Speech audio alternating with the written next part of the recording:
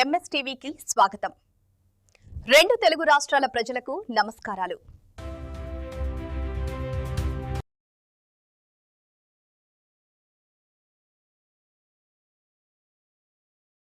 Congress 6 guarantees పథకాలు ప్రవేశపెట్టింది కదా, మీ గ్రామానికి ఎన్ని పథకాలు వచ్చినాయి, ఇంకేమైనా రావాల్సినవి ఉన్నాయా? ప్రభుత్వం 6 గ్యారంటీ పథకాలు మ్యాక్సిమం 90% అయిపోయినాయండి. ఒక మహిళ 2500 ఒకటే ఉంది.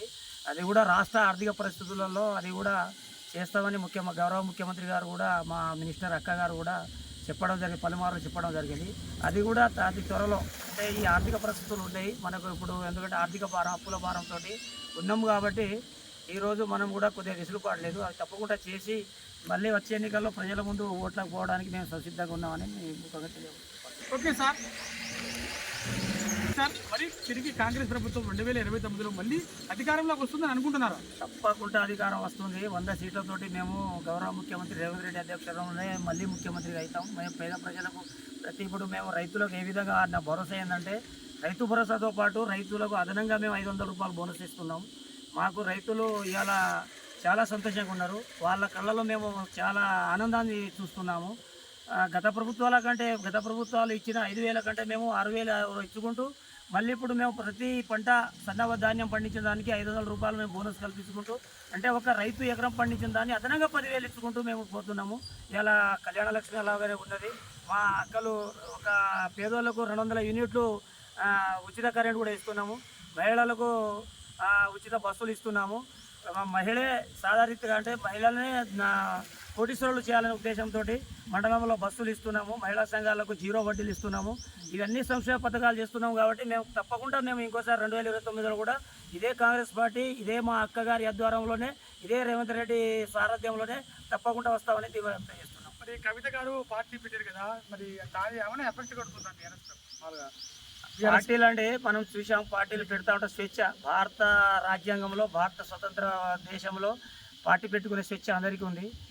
ఆ స్వేచ్ఛలో మనం వాళ్ళని విమర్శించేది కాదు. ఎవరు ఎన్ని పెట్టుకున్నా కూడా ప్రజలు దాన్ని ప్రజలు మేలు చేసినప్పుడు ప్రజలు వాళ్ళు దీవెనలు ఇస్తారు.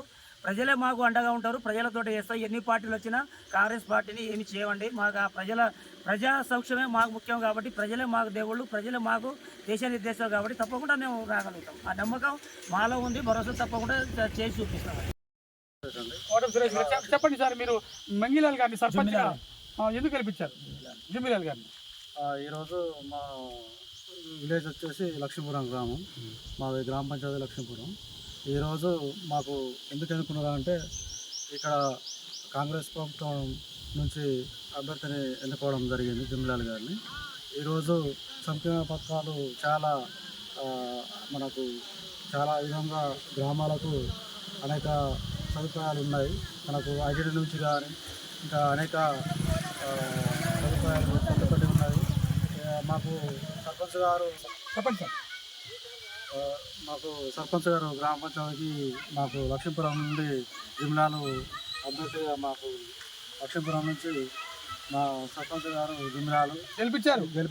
మా విలేజ్ నుంచి ప్రత్యేకంగా మాకు ఎన్నట్టు ముందుండి దేనికైనా ముందస్తు ఉండి గ్రామాలకు ప్రతి ఒక్క పథకాల గురించి కానీ ప్రతి ఒక్క విషయాల గురించి కానీ ఏదైనా మాకు ముందస్తు ప్రజల్లో ఉంటూ ప్రతి ఒక్క గ్రామ అభివృద్ధి కోసం ముందస్తు ప్రత్యేకంగా సేవలు కూడా అందించారండి.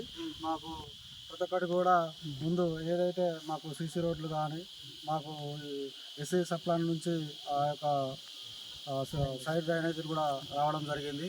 దాన్ని కూడా ముందస్తు సర్పంచ్ గారు ద్వారా మాకు విలేజ్కు డెవలప్మెంట్ అనేది కొంత రావడం జరుగుతుంది. ఇంకా ముందు కూడా మాకు సర్పంచ్ గారు ఏంటంటూ ఆ గ్రామాన్ని అభివృద్ధి చేస్తూ ఇంకా సంక్షేమ పథకాలు సీతక్క వారి ద్వారా మాకు ముందస్తు ఉండి మాకు ఎన్నో ఈ గ్రామాన్ని అభివృద్ధి చేయాల్సిందిగా కోరుతున్నాం. ధన్యవాదాలు. Thank you sir. వరకు సర్పంచ్ గారు మరి ఎన్నో మంచి విషయాలు చెప్పారు. లక్ష్మీపురం సర్పంచ్ గారు జిమ్మిలాల్ గారు. ఎందుకంటే సీతక్క గారి ఆధ్వర్యంలో ఇంకా ఈ గ్రామాన్ని ఆదర్శ గ్రామంగా తీర్చిదిద్దుదామంటున్నారు. మంచి వాక్యాలు చెప్పారు.